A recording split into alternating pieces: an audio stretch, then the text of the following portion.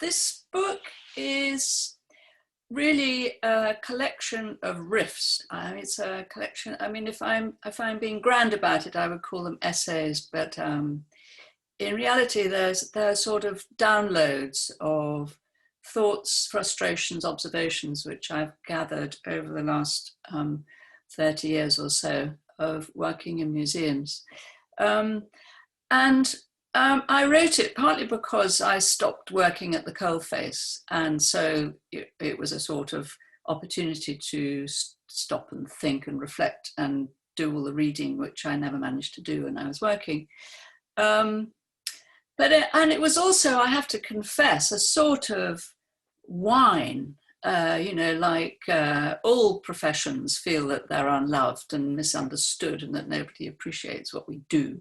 So it's a sort of, although it's absolutely not what is it that museum designers do, it's not either a portrait of Casson Mann, neither is it a how do you do it. It really is a sort of grope in the dark, a sort of series of explorations. And it's thrown up some really nice things, for me anyway. I've divided it up into 6 sections. You could call them chapters, I suppose. And I'll just whiz through what those are, just to give a sort of shape of what the book is. The first one is about windows. I realized I was fed up with going to museums and galleries that had no windows. Of course, all our big national museums were designed by very fine, mainly Edwardian architects, who were told that they couldn't have windows because of the light. In any case, if you have a window, you lose wall space and so on. Except for dear old Aston Webb at the V&A, who wrapped the V&A with some huge windows, which let in a lot of light and a lot of grief. But what I realized is that if you talk to people about, which is your favorite art museum, for example, you like going to, all the same buildings were coming up. So they were Louisiana, they were Fondation Mech, they were Kröller-Müller, they were, and here in the UK, the Burrell Collection, they were all, I realized they were all buildings set in a landscape, although they're not all.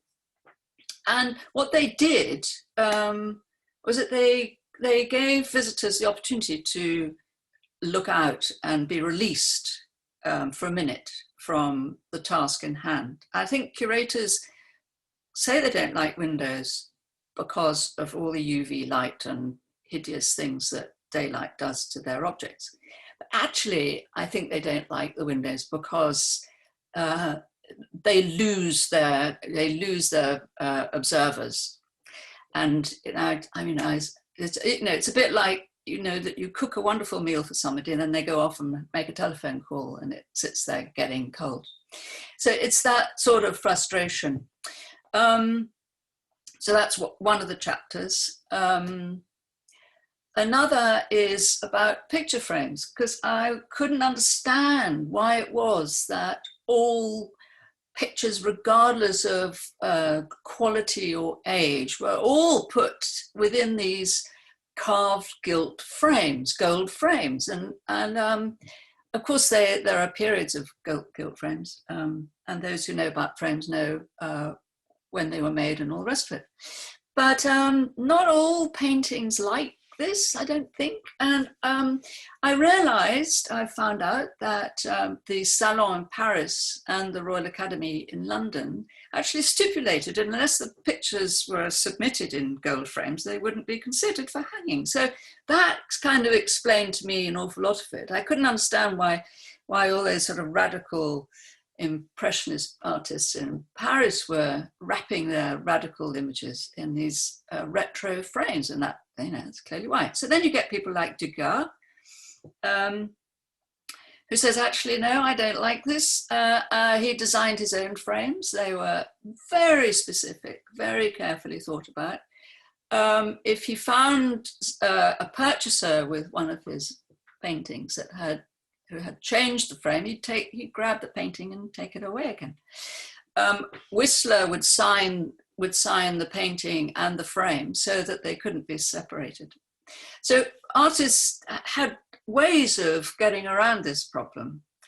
But I think what's so interesting about the Degas was that in the book I have an image of a Degas and its original frame for sale at Sotheby's, and then a few years later it comes back for sale again in a gilt frame.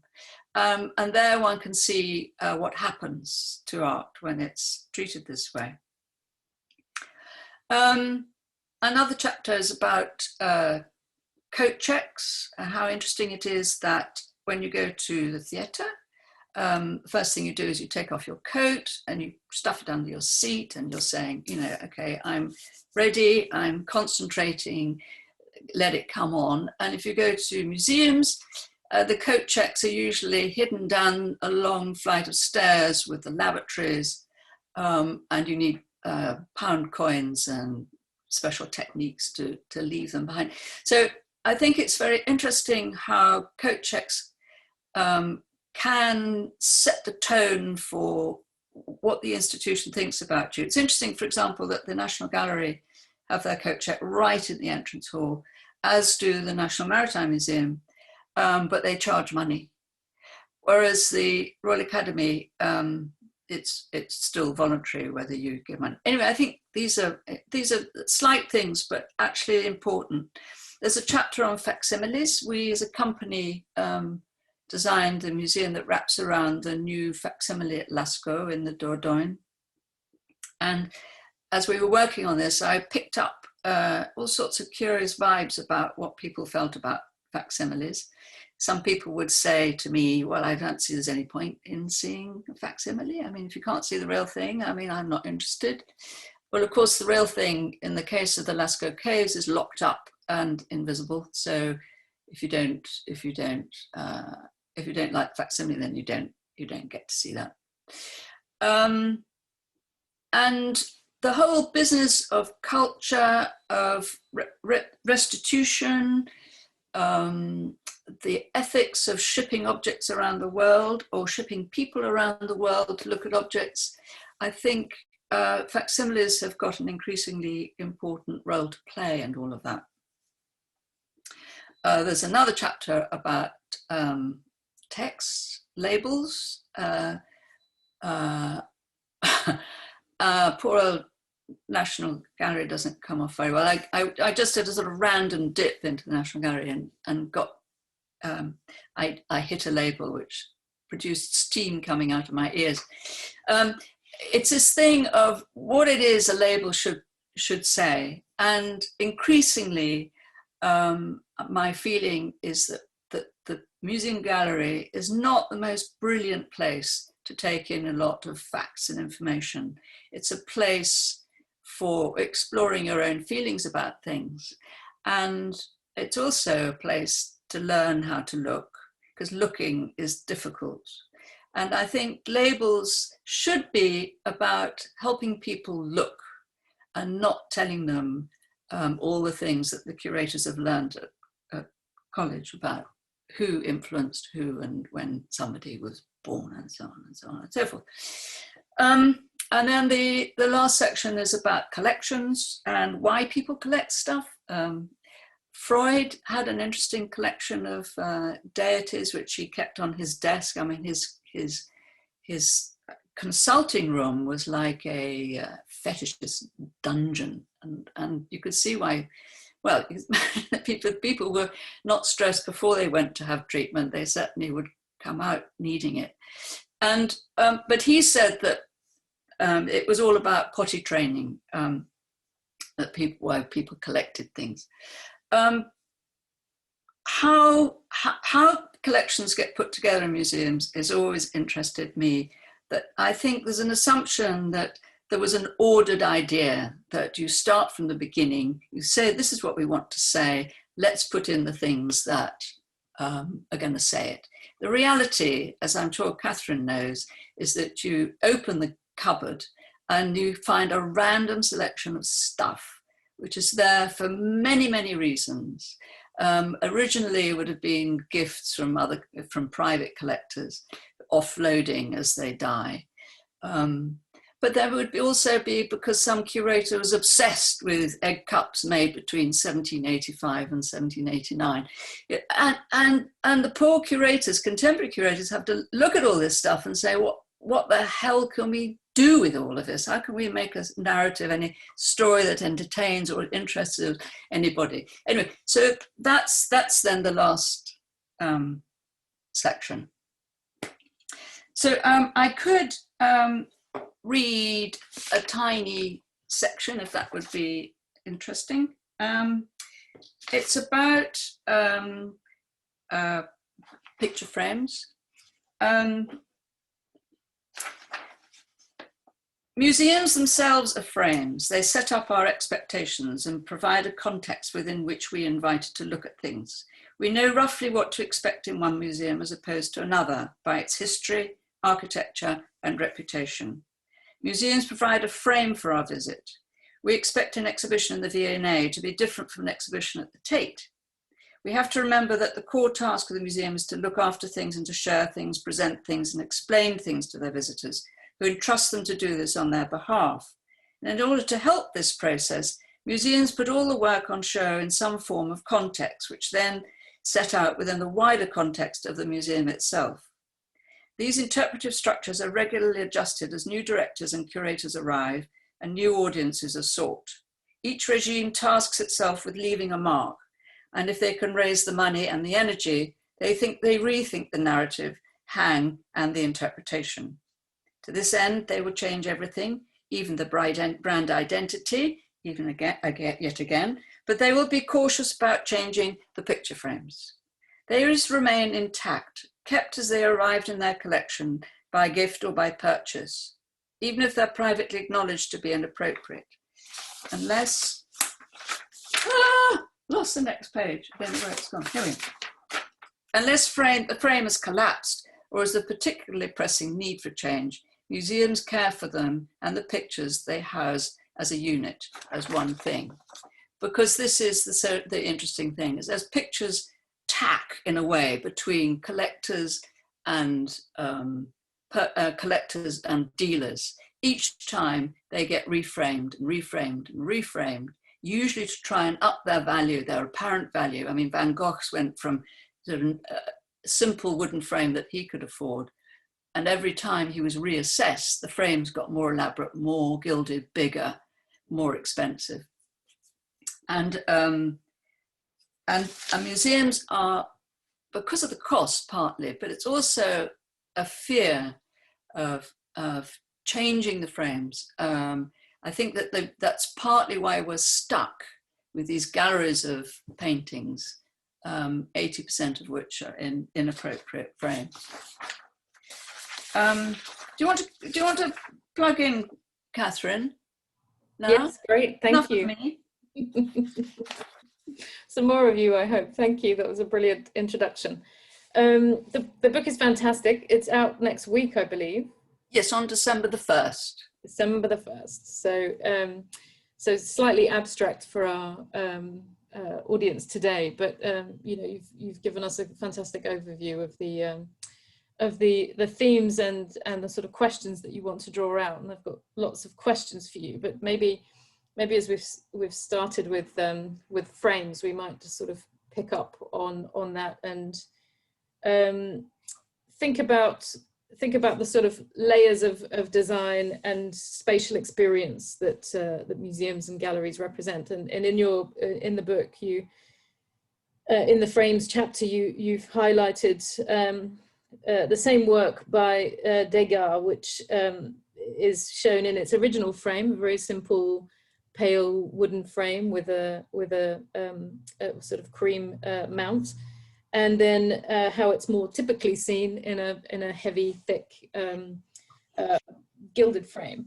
And just hearing you talk now is making me think about you know, these tropes and layers that you experience, and especially somewhere at the V&A where it is a palimpsest of, you know, design interventions made over many years. And the museum is a frame, one type of frame, but then the work of the exhibition designer or the gallery's designer is another frame that's inserted into the museum. So I wanted to sort of start there really and talk about how you have approached that in dealing with this, you know, different architectural contexts, what you're bringing as another experience, intervening in that and mediating between the museum space, the curator, the bigger body of the museum and the visitor. And then perhaps we might move on to where does the exhibition designer sit, or where does the designer sit within the spectrum of architect, curator, audience? Well, the dream in a way is, for me, has always been to reduce the amount of text. And that's because I've always felt it must be possible, and I've seen examples of where it's beginning to be possible, for displays to speak. Not the objects speaking, that's different, but the displays can speak. Now, that's, as I was saying before, that the frames have their own language. This is what I've discovered. I mean, they say stuff. And the problem is that if the frame is not talking the same language as its content, you've got a big problem. So the dream thing really seems to me to, if things like the picture frame, if the display that you've put together, they're very powerful but silent communicators. And the point is that they're not saying, look, you know, but they are actually pulsing out these messages. So a big heavy gilded frame saying what you're looking at is important and it's expensive, regardless of the quality of what it is. It's expensive and it's precious and you should revere it. So that sort of message can be sent by a picture frame.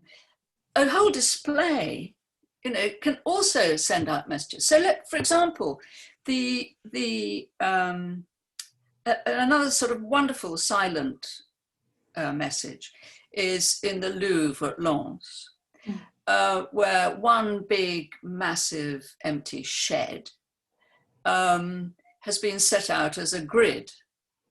So you have time along the length of the shed, and you have geography along the width of the shed.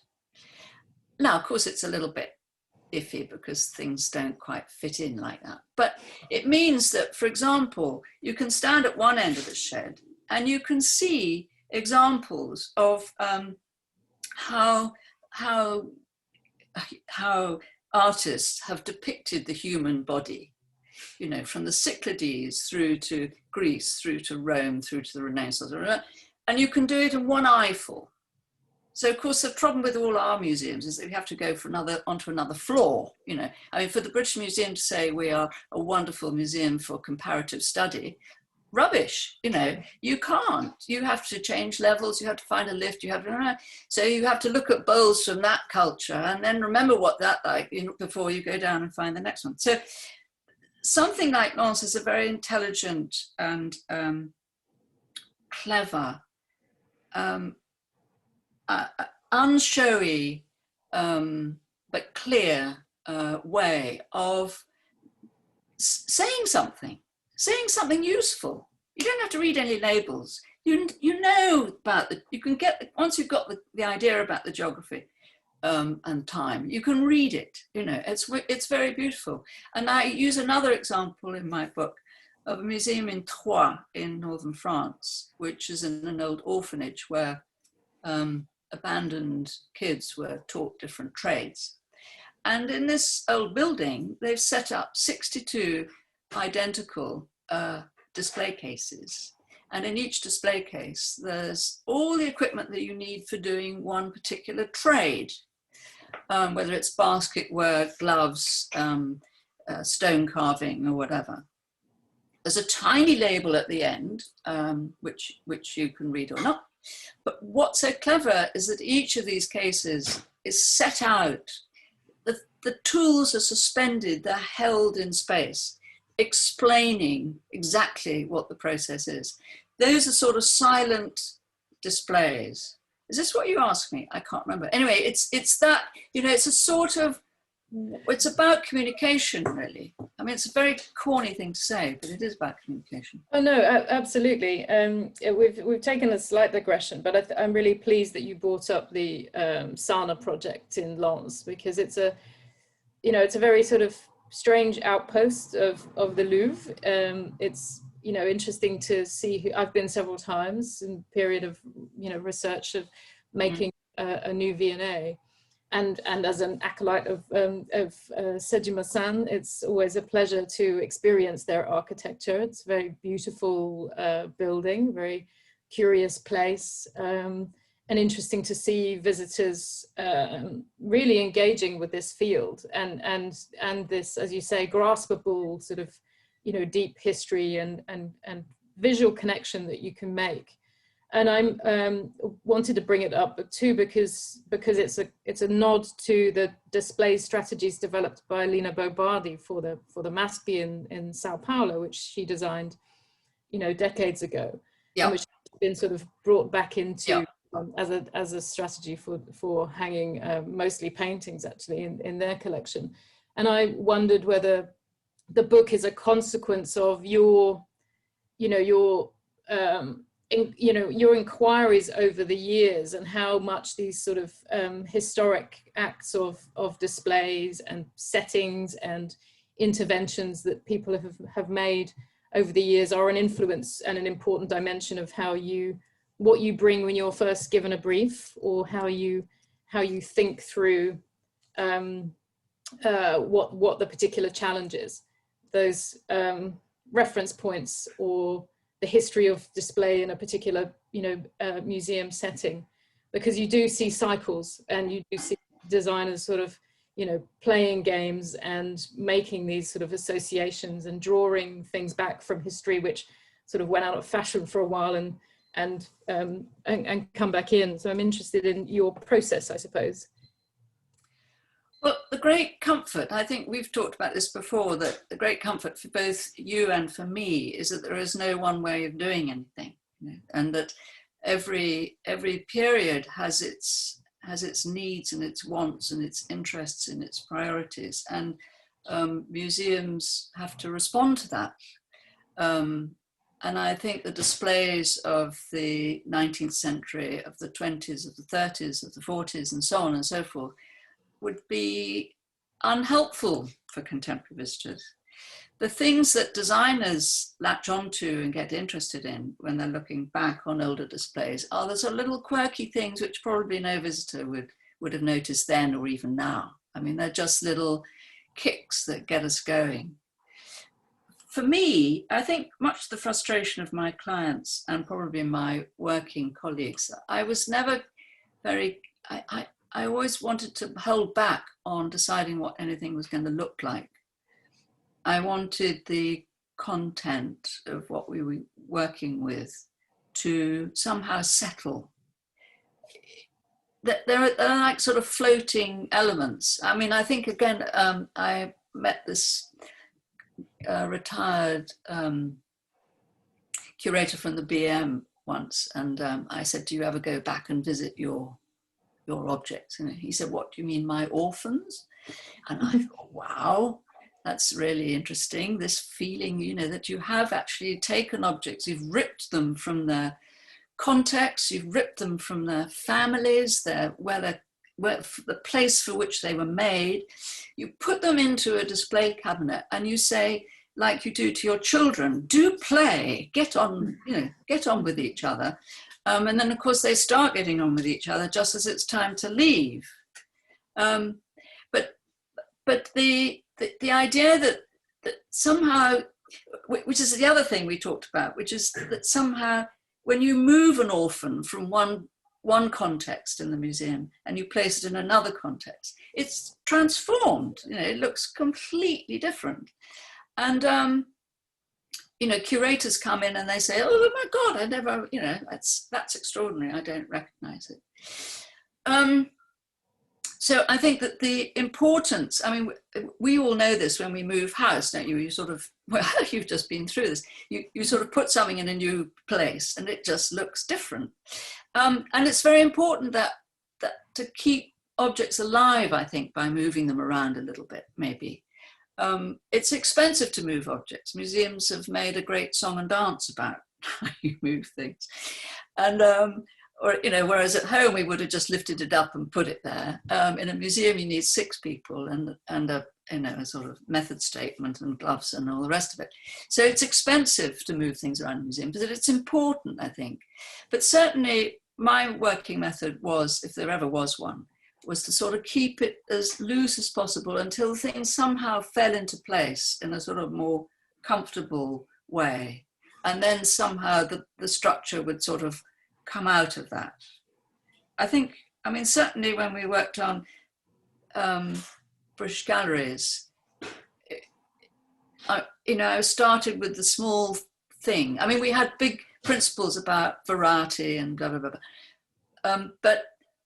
But it's actually about how each thing needed its own, each orphan, if you like, needed its own little room to be in, its own context, even if it was just a piece of colour, or to make sure that its friends were somehow comfortable. They were comfortable together and not, you know, unless you wanted to make a lot of noise, in which case you'd make them uncomfortable.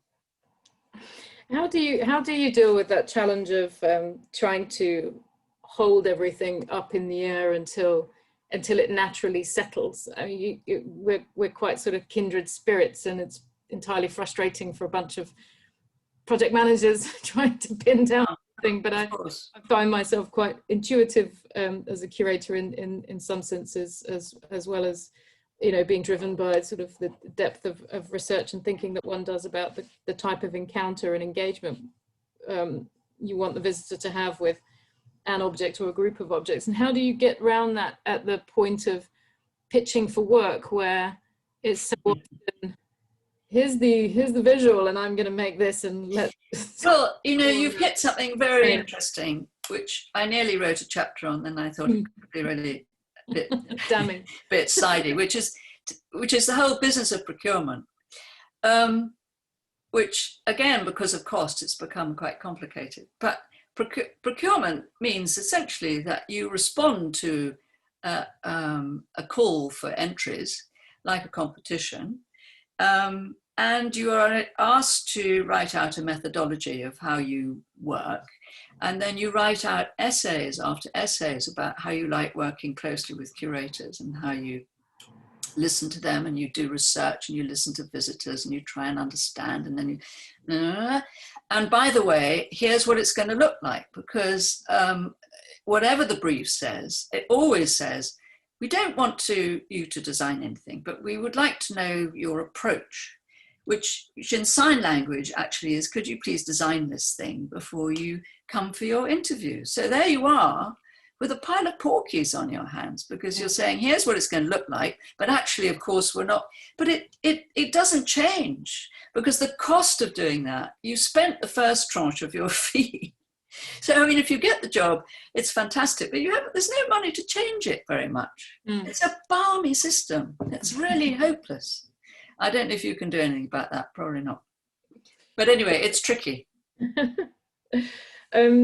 The book is full of your sort of beautiful personal and reflections, and lots of sort of very poetic quotations that you've taken from writers and artists and makers of all kinds to, you know, inflect the sort of, you know, purpose and poignancy of the point you're trying to make of around your chapters. And I'm interested in, Christopher Frayling has written the introduction, the foreword to the book, and you know, in his sort of last paragraphs, he talks about the importance of upholding that sort of, direct experience and the beauty of, the purpose of the museum and gallery, the work on display, and getting away from this sort of, professionalized technical kind of language that sort of characterizes my world and our world too much, probably.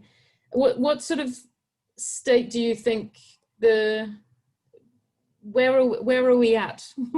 How can we be optimistic about the creation of spaces that bring people closer together with important work for, profound emotional connection, and what is the role of the designer within that? I think your example of the Louisiana is sublime. It's probably my favorite gallery space in the entire world, because there's usually a fire burning in the galleries as you go around. There's connection to nature, that art is allowed to breathe, but there's also a program that's provocative and very relevant to now, and it's an extraordinary experience. And yeah, where are we at? I think it's partly to do with gosh, I don't know if this is really true. I was going to say, one of the wonderful things about Louisiana is when you look out of the window, you're not only seeing sort of grass and trees and things, but you're also seeing people in bathing towels that just come out of the sea. And there's the sea, and there's Sweden. There's something incredibly sort of real about that. And one, I suppose it's this thing of, I was about to say that the great thing about having windows and being able to, well, there's other thing that those spaces are domestic in scale, aren't they? I mean, a lot of the work they're showing was made for domestic spaces, and they show it in a domestically scaled gallery, which is really important. It makes it very difficult in these massive, great sort of Victorian spaces, isn't it? And with a lot of frou-frou and stuff to show. But I think it's to do with that looking at art makes more sense if you know that the outside world is there. It's hard to say that, really, isn't it? But it's the same with Fondation Mecht or something, that all those wonderful pieces of Giacometti or Calder or Bonnard or something, when you look out of the window and there is the rest, there's the south of France with its trees and its light, its special light, it all makes more sense. And the idea that somehow making a sealed container within which you have to look at things doesn't seem to me to make any sense. So where are we at? I think we can't ignore the fact that the next few years are going to be weird. I think the COVID has really probably thrown a lot of projects into rethinking. I mean, I'd be interesting to know how it's affected your projects, but I don't think I think we want to, there's a sort of desperate need to get back to how we were. And there's a lot of talk about rethinking where we're going and rethinking what we want our world to be like and all this. But actually what people want is to get back to exactly how it was when we stopped, because then we feel we're safe again. And for museums, there's going to be a lot of pain. I'm sure there's a lot of pain. I think there's lots of good things, like people have realized how they miss them, which is nice and reassuring. I think, though, that having had 6 months of looking at things on screen, the reality of seeing real things again, I think it's very powerful and a wonderful reminder for people. So where are we going? I don't know. I don't know. I think we have to listen a lot. I think visitors have got a lot to contribute. They are not empty buckets waiting to be filled with wisdom. They are people who come. I mean, one of the things that we did at the British Galleries when we were working on that was setting up these little tests for interactive things. And one of the things we did was to ask people to write a story about a painting which is in the collection, which is hanging on the wall, and nobody knows anything about it. So, you know, so we sort of write your story. What do you think this painting's about? And I have to say, when I saw them setting this up, I thought, really, you know? And honestly, the responses that came were, I mean, most of them were not interesting, but some of them were so moving, they brought tears to your eyes. Then you remember, you know, that people come with stuff, you know, they're not empty. They come with all their experience, their knowledge, their feelings, their dreams, their anxieties about leaving the iron on at home and all of that, you know. And we need to listen to them, I think, and use their own experiences and desires. And it's not going to be, the result of that is not cacophony of conflicting things, funnily enough. I think the museums that we've worked on where this has happened a bit has been a real revelation, and I think it's been a positive thing. So I suppose I'm optimistic. Yeah, me too. And I think you've hit the nail on the head in terms of you know, museums as gatekeepers of knowledge, and actually the audience, and this is a move that's being made, you know, for some time, but having much more of a sort of discursive relationship with one's various visitors and audiences is critical, exactly for the reasons that you've described. And it's interesting then to think about how it manifests most successfully, because it's often through program and not necessarily always through designed interventions or spatial experiences, and that's changing more, and it's not just the sort of purview of the interactive. And I think that we've experimented with some small displays at the V&A. I'm just thinking most recently on a series of, you know, highly problematic Ethiopian objects that we have in the collection that came from the most despicable British raid in the 19th century. And that project managed to quite sort of elegantly, quite simply convey the perspective of many different people who brought their knowledge and insight to that group of objects, because we had set up a sort of committee of Ethiopian and Ethiopian diaspora specialists. And how often had they been into the V&A before that point? Well, yeah, there's many deep relationships with certain members of that community, but you know, the profound commentary for me was from a member of our staff who's a cleaner, and she was, you know, on the committee, and gave her insight and feelings towards objects on display. And I think it had such power and potency in engaging the visitors then, who were very interested to read, as well as hearing from the museum from all of these other people who had lots of different very interesting experience to draw upon. And I think it's very interesting of text, as you raise in your book, is the really critical dimension, not just where it goes or if there should be any, but what it says and how we speak. And you know, and the sort of tyranny of the short label that is often felt. And I think you've highlighted some experiments, haven't you, of particularly when you see that sort of spatial intervention where text is put, you know, down on the floor to get it away from the visitor, and that all raises all sorts of crazy conundrums around even just the most basic aspects of access. But one of the most powerful experiences that I had when we were doing some research was this visit to the Museum of the American Indian in America, and that all their labels and all their text panels had somebody's name at the bottom, and it wasn't until that point that I'd realized that these texts hadn't come from God, you know, that I realized that they were opinions. And the key was the first object in the museum, which was in a display case with a sort of Toblerone label at the bottom. So there were 3 labels that you could turn, one written by an anthropologist, one an art historian, and one an American Indian. And they all said completely different things, right, about the same object.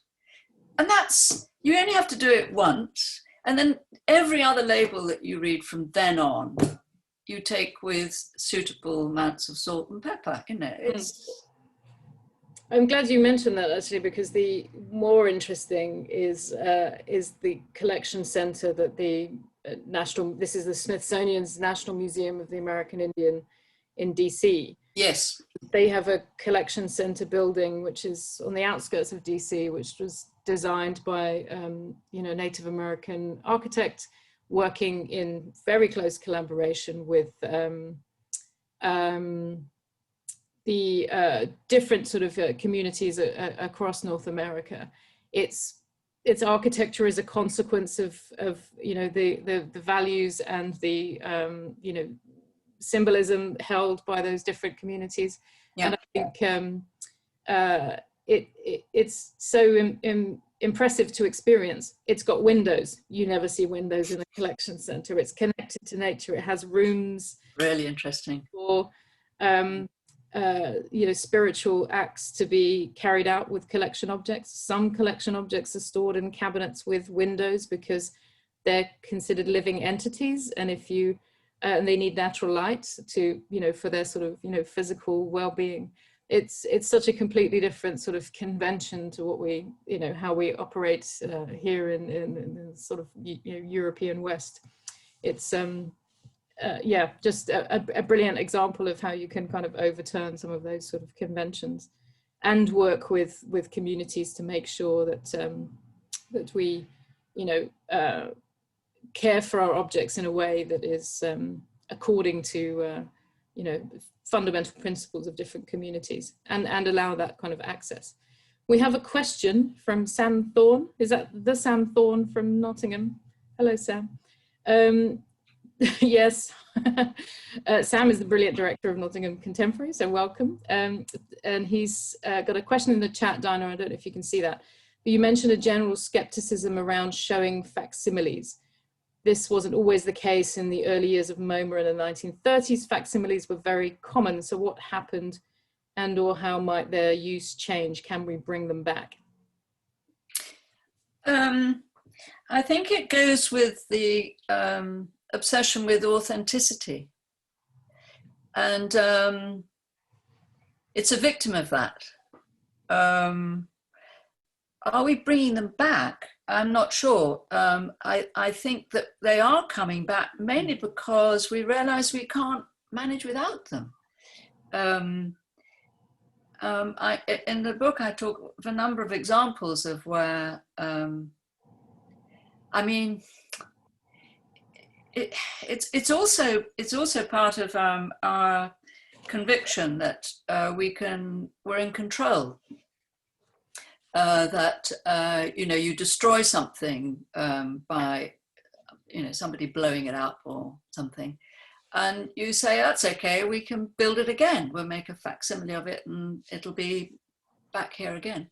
So there are all sorts of threads pushing facsimiles back into circulation. I think that they have a huge role to play. The key story in the book which has been around a bit, but I think is really interesting, is the marriage at Cana by Veronese, that was ripped from the walls of the refectory in Isola San Giorgio, the Palladian room. Well, so you say Palladian room, of course it's built by Palladio, it wasn't just Palladian.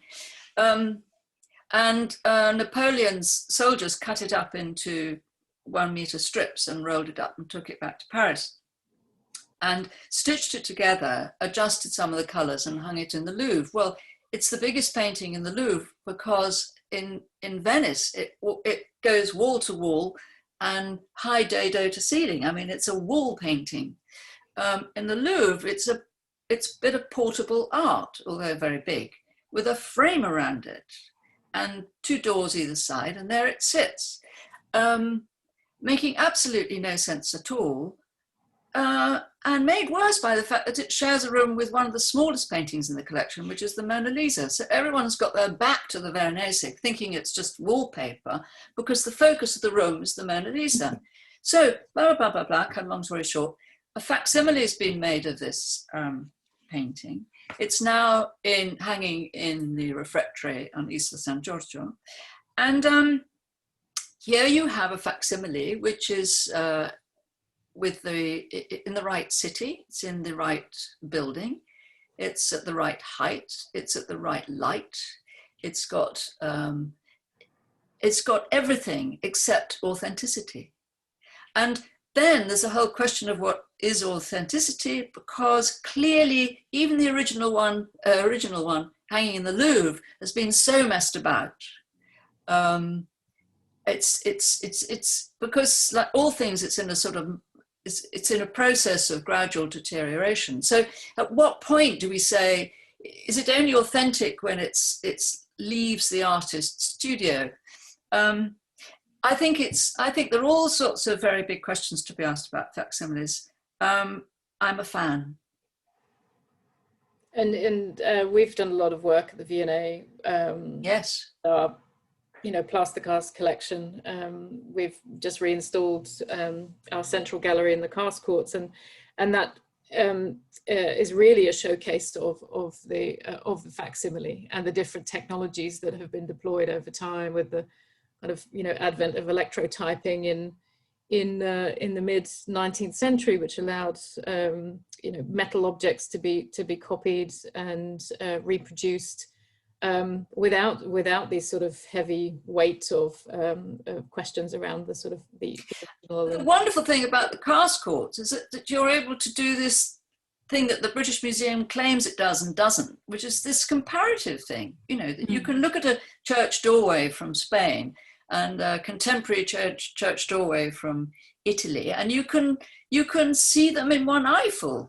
And what magic is that? Those galleries are just so extraordinary. I mean, they are so modern. And now we have some casts which are the only remaining. Yes. Because the original has been destroyed in one difficult political circumstance or another, and that then throws up new questions about what is the authentic object. But I like the idea of that sort of 19th century endeavor where these things were made to communicate and to share knowledge and to circulate in the absence of being able to sort of, for everybody to be able to travel extensively. So I think there's sort of definitely some, social reasons to bring them back. I'm realizing it's 6:20 and maybe some other people have questions. Our time is nearly up.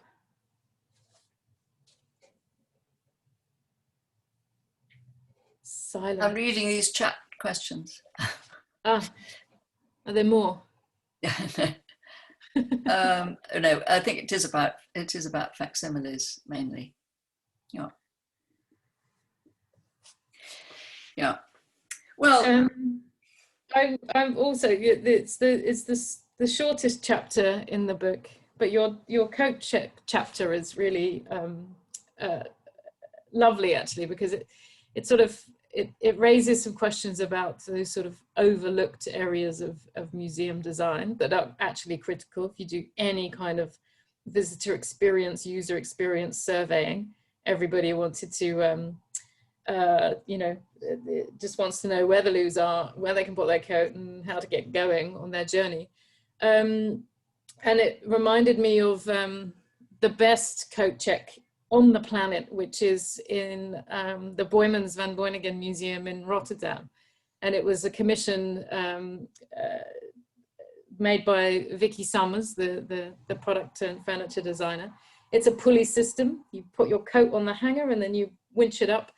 And it's in the center of the museum as you arrive, and it really gives you just that. It's a great statement about what the attitude and ethos is of the Boijmans. It's a fun, place that engages with contemporary practice, and it's, playful. and it always gives me joy when I go there. And it's very good.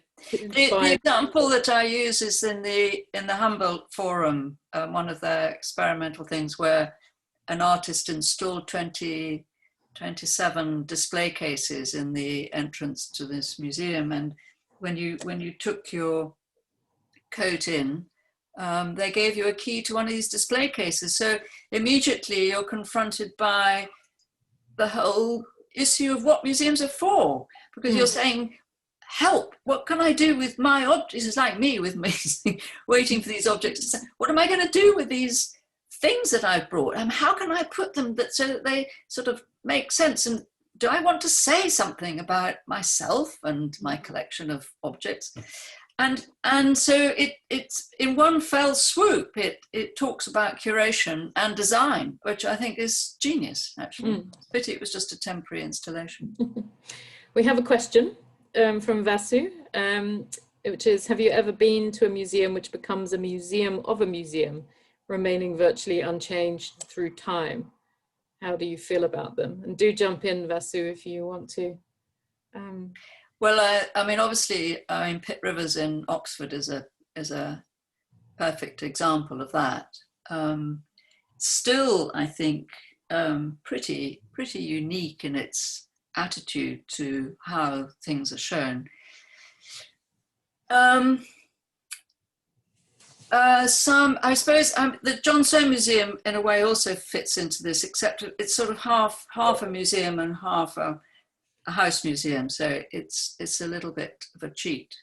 But certainly, if museums survive long enough without any money, they become examples of a moment in time, and they begin to talk about how you can visibly see how attitudes to display have changed. I mean, Pitt Rivers says it so completely.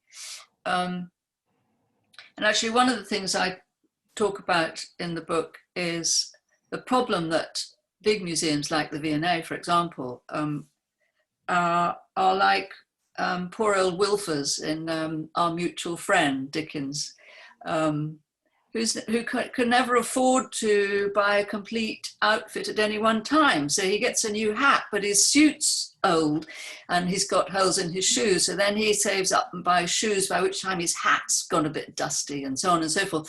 So he never actually has that moment when everything's new. And, you know, the V&A is like that. I mean, and I call it Wilfer's Law. It's impossible.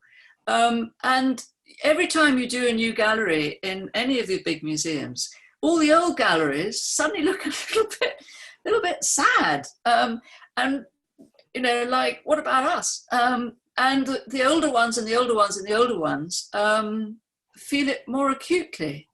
It's a conundrum. I mean, and you know, you're going to be able to do this in your new buildings. You're starting from scratch. Pretty amazing, but it's unusual. Very unusual. It's a very interesting conversation, actually, when you you come from an institution that is you know, so subject to its own history and has that sort of, you know, power of visual power in audiences' minds. How to undo that a little bit is a massive challenge. Ellis says there's an increasing tendency for the design of museums and the design of exhibitions to be entrusted to different teams. How do you feel about the growth of that specialization?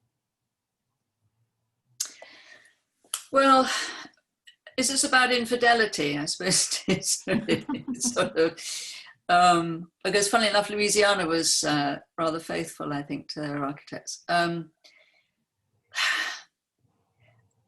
I think it's Wilfer's Law in a way. It's this thing of where there's a sort of feeling that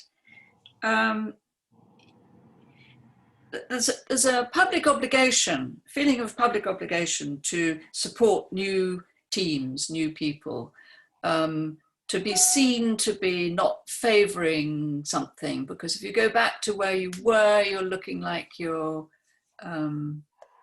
being lazy. But I think maybe the question is about the fact that installations are now so complicated and involve so many people. The list of consultants that you need to have on board is kind of mad. And we worked on a private museum up in Bishop Auckland for a while. And I mean, it's, I felt embarrassed reminding them that actually they were going to need, this sort of consultant and that, and oh, by the way, you're going to need this and you're going to need that. And it's just, in the end, you just think, I'm not going to do this. It's just not worth it. How am I going to live? It's just a nightmare of coordination. Of course, that's why we need project managers now. We never used to. In the interest of time, I'm going to keep my opinions to myself on that subject. Go directly to Miguel's question, which is one that I wanted to draw out as well, actually, and we didn't quite get to. So thank you for raising it. But it's, how do we deal with the conundrum of exhibiting architecture, where exhibitions hardly ever displays architecture itself? And I guess this comes back slightly or intersects with the facsimile question, or how do we represent architecture through? I think it's very, very hard. I've not really ever been confronted with it. Is it possible? I certainly think that the big museums that are able to reconstruct complete rooms and so on have an edge. They do begin to talk about spatial things, but real architectural issues, I don't know. I mean, I think that the architecture gallery at the V&A it's a good stab. I think it's a good stab, but you see, one of the powerful things about the museum we were talking about, the Louvre in Lens, I think, is the restraint. There are very few objects in this massive place. And I think maybe the thing is, one has to talk more about less. So you have fewer exhibits and you somehow explore those in more detail, and so that you can look at the ripples that they threw out without necessarily having to show them. Because you can't show everything, obviously, it's just impossible. So I think it's about judgment and restraint, because that can be powerful.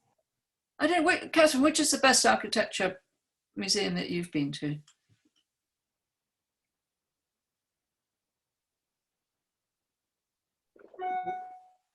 Precise sort of question, but I think I'm minded of Kate Goodwin's Sensing Spaces show at the Royal Academy, where there was an endeavour to commission a number of architects to make architecture in the galleries. Not to say that drawings and models and photographs aren't architecture too, but I think that's what your question is about. Or it could be about how one enjoys the architecture of museums and galleries. And I think the Louvre Lens is a fine example of that, actually, where you really do feel the presence of the consistency and the singularity of the architectural intervention. I know that they worked with a scenographer, Adrien Gaudet, who's French, on the kind of more sort of interpretive sort of mediation, I suppose, but the whole thing is extremely coherent, and you always feel like the building is present because of the reflections on the walls, and exactly, it's not this sort of layered exhibition design over architecture which gets in the way of architecture.